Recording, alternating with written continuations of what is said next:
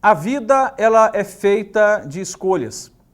Não dá para negar que o que somos hoje, o que temos hoje, está relacionado diretamente às escolhas que fizemos lá atrás. Normalmente as pessoas apresentam queixas e somos daqueles que se queixam sempre. É comum, faz parte da vida. Reclamamos do governo, reclamamos do clima, que virou uma confusão, desse aquecimento global.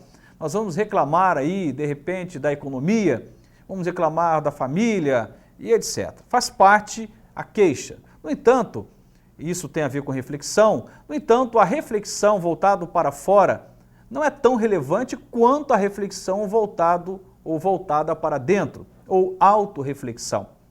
Nesse momento eu quero ler um texto da Palavra de Deus que Salomão, escrevendo ali o Eclesiastes, traz para nós uma lição de vida preciosa e nos mostra exatamente esse caminho das escolhas e como é importante assumirmos uma posição coerente com a vontade de Deus para que então, ao final da vida, olhando para trás, você afirme que a vida valeu a pena.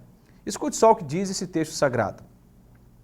Lança o teu pão sobre as águas, porque depois de muitos dias o acharás.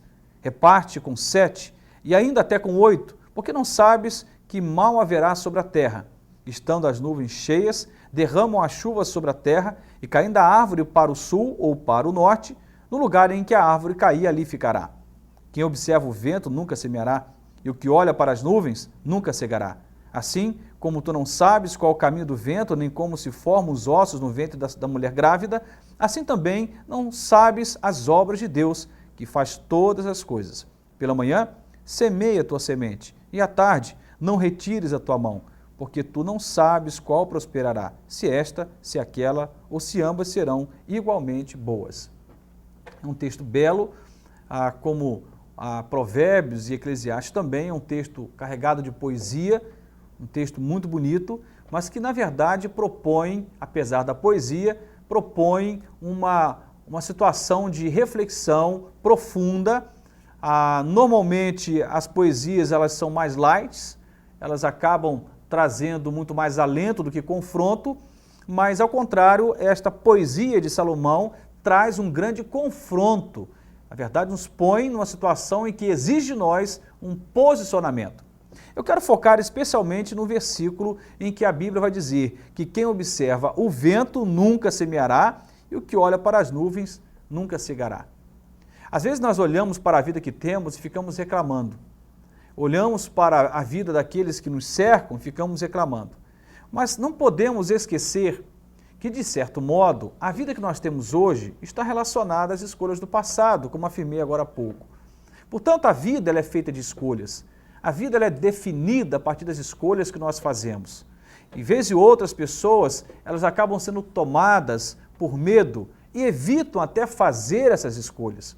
O texto diz aqui que tem gente que observa demais o vento e espera que o vento seja favorável para que então semeie.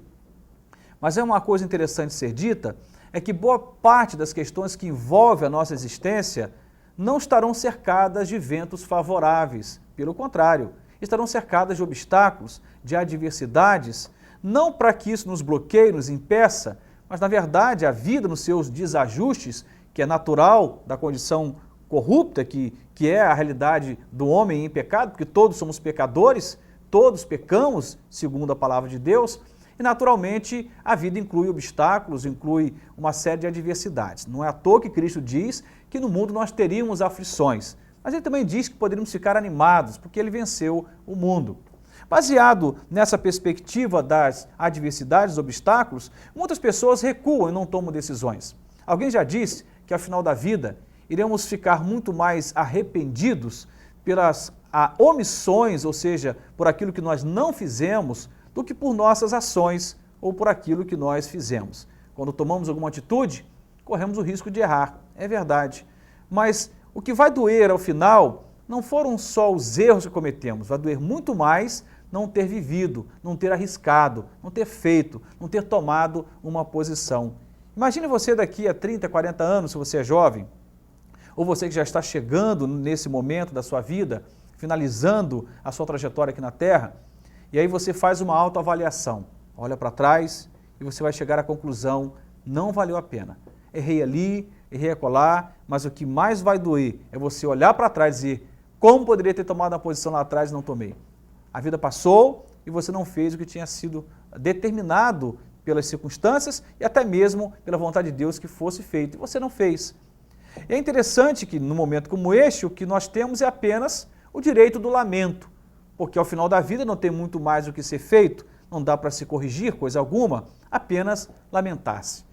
No entanto, a Bíblia já te adverte, e esse texto ele é rico, a respeito desse assunto, que nós não podemos esperar os ventos favoráveis para começar uma semeadura. Semeie pela manhã, semeie à tarde, com vento favorável ou sem vento favorável, com chuva, sem chuva, ou seja, construa oportunidades.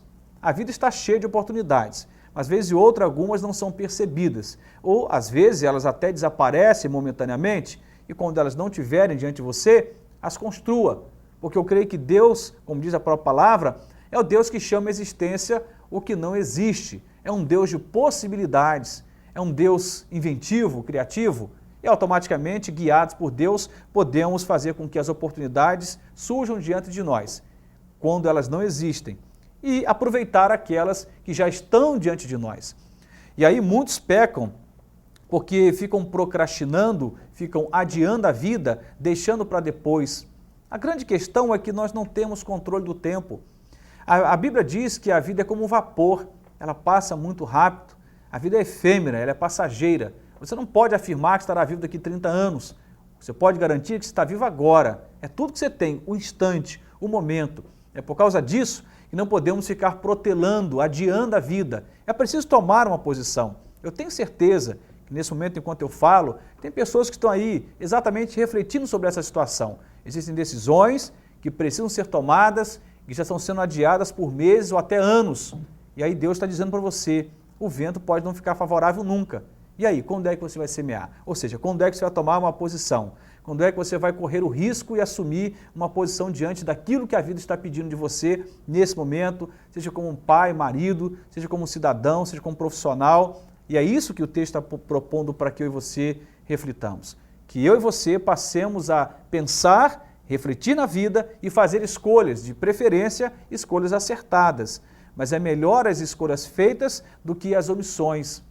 O texto então vai dizer ao final, o penúltimo versículo que eu li, o seguinte: assim como tu não sabes qual o caminho do vento, nem como se formam os ossos no ventre da mulher grávida, assim também não sabes as obras de Deus, que faz todas as coisas. Nós não conhecemos plenamente os mistérios do coração de Deus. O que nós temos acesso é o que está revelado na palavra, na Bíblia Sagrada. Já é um norte, já é uma direção. Mas quando eu, diante de Deus, em oração, tomo uma posição, certamente Deus vai me guiar. Porque na dependência de Deus, aparece esse privilégio de sermos governados, orientados, guiados pelo Senhor. A vida ela é feita de escolhas. Você tem escolhas para serem feitas e você está adiando. Que tal dobrar o joelho, buscar a Deus, orar, clamar e depois se levantar na direção de Deus, fazer o que tem que ser feito. Que Deus te ajude e que Deus te ampare nesse momento, te dando sabedoria, discernimento, ousadia, coragem, para que você faça escolhas e as faça com prudência e as faça com sabedoria. Como diz a palavra de Deus no livro de Efésios, capítulo 5, versos de 15 a 17. Portanto, vede prudentemente como andais, não como nécios, mas como sábios, remindo o tempo, porque os dias são maus. Por isso, não sejais insensatos, mas entendei qual seja a vontade do Senhor. Que Deus te abençoe e que Ele nos ajude a sermos daqueles que assumem a vida, os riscos da vida, numa condição proativa e não deixando a vida passar sem vivê-la intensamente, como na verdade precisamos fazer. Deus te abençoe em nome de Jesus. Amém.